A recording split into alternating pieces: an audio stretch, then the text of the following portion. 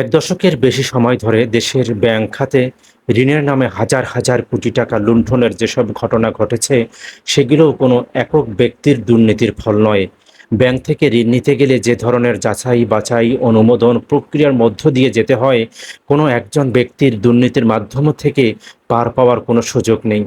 ভুয়া কাগজপত্র জমানত দেখিয়ে বেনামি ঋণ নিতে গেলে সংশ্লিষ্ট ব্যাংকের বিভিন্ন পর্যায়ের কর্মকর্তা ও পরিচালক থেকে শুরু করে এমনকি অনেক সময় বাংলাদেশ ব্যাংকের ঊর্ধ্বতন কর্মকর্তাদের সহযোগিতারও প্রয়োজন হয়।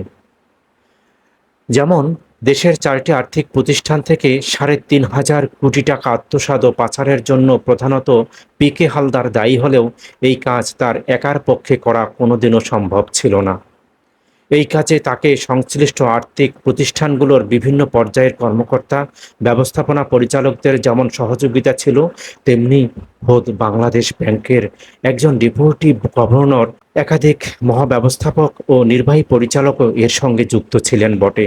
এটা স্পষ্ট যে কোনো দুর্নীতির ঘটনায় যখন একজন ব্যক্তির বিরুদ্ধে অভিযোগ উত্থাপিত হয়, তখন শুধু সেই ব্যক্তির বিরুদ্ধে তদন্ত করাই যথেষ্ট নয়, অভিযুক্ত ব্যক্তিকে দুর্নীতি সম্পন্ন করতে যারা সহযোগিতা করেছিলেন, পৃষ্ঠপোষকতা নিয়েছিলেন বা দিয়েছিলেন, তাদেরও খুঁজে বের করা জরুরি।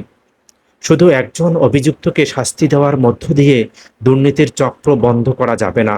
একজনের জায়গা শুধু খুব সহজেই অন্য কেউ জায়গা দখল করবেন এবং দুর্নীতি চালু করবেন, এটা হতে দেওয়া যায় না।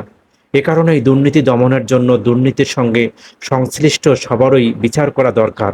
আমরা সবসময় দুর্নীতি নিয়ে সোচ্চার, কিন্তু দুর্নীতি কোথা থেকে শুরু হয় এবং দুর্নীতির আদৌ কি শেষ আছে কিনা সেটা নিয়ে রাষ্ট্রবিজ্ঞান কি বলে, যারা রাষ্ট্র নিয়ে চিন্তা করে তারা কি বলেন, সেটা আমাদেরকে ভাবতে হবে। আসলে যারা রাষ্ট্রচিন্তাবিদ আছেন তারা কিন্তু সবসময় দুর্নীতির বিপক্ষে কথা বলেছেন, এবং দুর্নীতির বিপক্ষে কথা বলতে গিয়ে অনেক সময় এই রাষ্ট্রচিন্তাবিদরা কিন্তু সরকারের রোষানলে পড়েছেন। সরকারের রোষানলে শুধু না, যারা দুর্নীতি করেছেন বা যারা দুর্নীতিকে প্রাতিষ্ঠানিক রূপ দিয়েছেন তাদেরও কিন্তু রোষানলে তারা কিন্তু পড়েছেন। কাজেই এই যে পিকে হালদারের বিশাল দুর্নীতি, এই দুর্নীতির সঙ্গে শুধুমাত্র পিকে হালদার একাই জড়িত তা কিন্তু নয়। পিকে হালদারকে যারা সহযোগিতা করেছেন, পিকে হালদারকে যারা পৃষ্ঠপোষকতা করেছেন, সাহস জুগিয়েছেন দুর্নীতি করতে, এই সাহস যোগীদেরকে অবশ্যই ধরতে হবে এবং তাদেরকেও বিচারের কাঠগড়ায় দাঁড় করাতে হবে।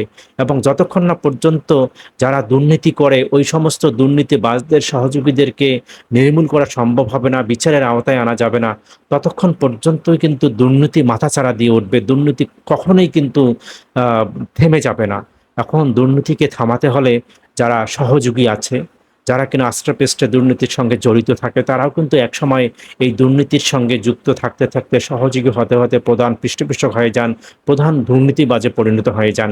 এই সমস্ত দুর্নীতিবাজকে আমাদেরকে অবশ্যই অবশ্যই খুঁজে বের করতে হবে। এটা সরকারের দায়িত্ব, এটা রাষ্ট্রের দায়িত্ব বলে আমরা মনে করছি।